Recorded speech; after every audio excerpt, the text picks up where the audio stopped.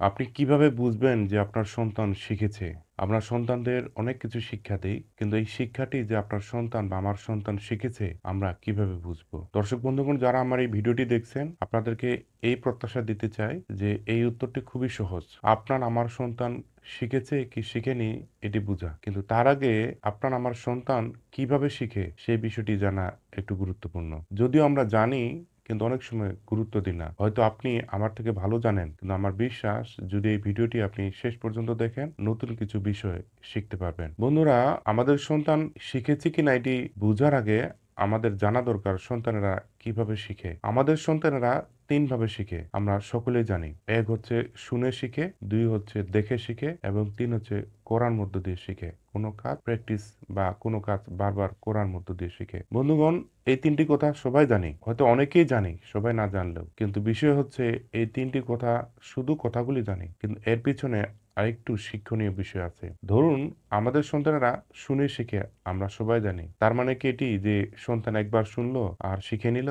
এটি কিন্তু না। আমাদের সন্তানদের কোনো বিষয় শিক্ষা দিতে হলে তাদেরকে বারবার কোনো বিষয় শোনাতে হয় বা বলতে হয়। সন্তানেরা যখন ছোট থাকে তখন তারা শিখার জন্য কোনো বিষয় বারবার প্রশ্ন করে। তখন কি আমাদের বিরক্ত হলে চলবে? নাকি ধৈর্য নিয়ে সেই বিষয়ে তাদেরকে শিক্ষা দিতে হবে? অবশ্যই ধৈর্য নিতে হবে, বারবার তাদেরকে শিক্ষা দিতে হবে। আরেকটি ভুল আমরা করে থাকি, অনেক সময় বিরক্ত হয়ে বা আমরা ঠাট্টা বিদ্রূপের ছলে আমরা সন্তানদেরকে ভুল উত্তর দিই। ভুল বিষয়ে শিক্ষা দেওয়ার চেষ্টা করি বা এমনিতে মনের অজান্তেই আমরা এটি করে থাকি। কিন্তু এতে আপনার আমার সন্তান ভালো বিষয় শিখে না। তারা কিন্তু বিরক্ত হয় অথবা মন্দ বিষয় শিখে অথবা এটাও শিখে কিভাবে কেউ প্রশ্ন করলে তার জন্য তাকে ঠাট্টা করা যায়, মন্দ শিক্ষা দেওয়া যায়। বন্ধুগণ, এই জন্য সন্তানেরা যখন কোনো বিষয় শুনে শিখে তাকে যতটুক সম্ভব সঠিক শিক্ষা দেওয়ার চেষ্টা করব। না জানলে স্পষ্টভাবে বলবো বিষয়টি আমার জানা নেই। তাই মনে রাখবেন সন্তানেরা যখন শুনে শিখে এই জন্য তাদের উত্তর দেওয়ার সময় ধৈর্য হারা হবেন না এবং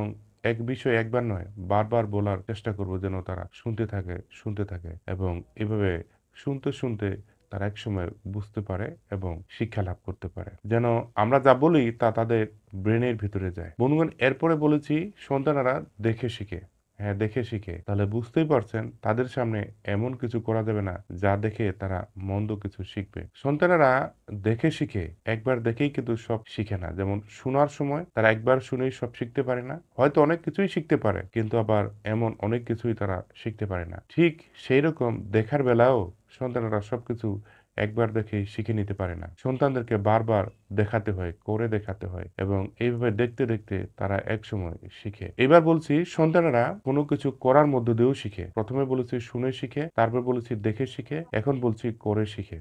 হ্যাঁ বন্ধুগণ, সন্তানেরা যেহেতু করার মধ্য দিয়ে শিখে, এই জন্য অবশ্যই তাদেরকে কোনো কাজ করতে দিতে হবে। শুধু বললেই হবে না এবং বিরক্ত হলে হবে না। তারা শুনে দেখে যতটুকু শিখে, করার মধ্য দিয়ে তার থেকে আরো বেশি শিখে। মনে করুন একটি সন্তানকে আপনি সাইকেল চালা শিখাবেন, তাহলে এটি কি শুধু শুনে বলার মধ্য দিয়ে হবে, নাকি তাকে সাইকেল চালাতে দিতে হবে, প্র্যাকটিস করতে দিতে হবে? বন্ধু, এইভাবে বারবার প্র্যাকটিস করতে করতেও কিন্তু শিখে। তাহলে আমরা জানলাম যে সন্তানেরা কিভাবে শিখে। এক হচ্ছে শুনে শিখে, দ্বিতীয় হচ্ছে তারা দেখে শিখে, তৃতীয় হচ্ছে করার মধ্য দিয়ে শিখে। এখন সেই প্রশ্নের উত্তরটিতে আসে যেটি প্রথমে বলেছিলাম, আপনার আমার সন্তান শিখেছে কিনা সেটা কিভাবে বুঝবো? বন্ধুগণ, সহজ উত্তর হচ্ছে অভ্যাসের মধ্য দিয়ে। আপনার আমার সন্তান যে শিখেছে সেটি তার প্র্যাকটিসের মধ্য দিয়ে, অভ্যাসের মধ্য দিয়েই বোঝা যাবে। মনে করুন আপনার আমার সন্তানকে প্রতিদিন আগে বলতে হতো হাত ধুয়ে খেতে বসো, হাত ধুয়ে খেতে বসো, হাত ধুয়ে খেতে বসো, হাত ধুয়ে খেতে আসো। কিন্তু এখন আর বলা লাগে না, সে সবসময় খাবার আগে হাত ধুয়ে আসে। এর মানে কি আপনার আমার সন্তান শিখেছে। যদি দেখেন যে আপনার আমার সন্তান কোনো বিষয়ে মনোনিবেশ করছে, গভীরভাবে সেই শিক্ষার মধ্যে প্রবেশ করার চেষ্টা করছে, এর মানে কিন্তু এই না যে আপনার আমার সন্তান শিখে গেছে। এর মানে হচ্ছে সে শিখার চেষ্টা করছে। কিন্তু যখন সে শিখে যাবে সেটি তার জীবন আচরণের মধ্য দিয়ে দেখা যাবে। আপনার আমার সন্তান প্রতিনিয়ত উপাসনায় যায়, প্রতিনিয়ত সৃষ্টিকর্তার কাছে প্রার্থনা করে, যদি দেখেন এটি নিয়মিত করে, বুঝবেন আপনার আমার সন্তান এটি শিখেছে। তো বন্ধুগণ, এই হচ্ছে বিষয়। কিন্তু আরেকটি বিষয়ে মনে রাখা দরকার, সন্তানেরা যখন শিখে তখন এই শিক্ষার বয়সে তাদের জীবনে কিন্তু সমস্যাও আসে। বিশেষ করে সন্তানেরা যখন তরুণ হয়, তরুণ বয়সে তাদের জীবনে অনেক সমস্যা আসে। সেখান থেকে দু একটি সমস্যার কথা আজকে বলছি। সন্তানেরা যখন তরুণ হয়, সেই তরুণ বয়সে তাদের জীবনে কিছু সমস্যা থাকে বা সমস্যা আসে বা তারা সমস্যায় পড়ে। যেমন একটি বিষয় বলছি, সন্তানেরা মাঝে মাঝে তাদের ভিতরে যে গভীর একটি অনুভূতি জাগ্রত হয়, সেই অনুভূতি প্রকাশ করতে তারা লজ্জাবোধ করে। তরুণ বয়সে তারা হঠাৎ করেই একটু বড় হয়ে যায়। আর এই সময় তাদের মধ্যে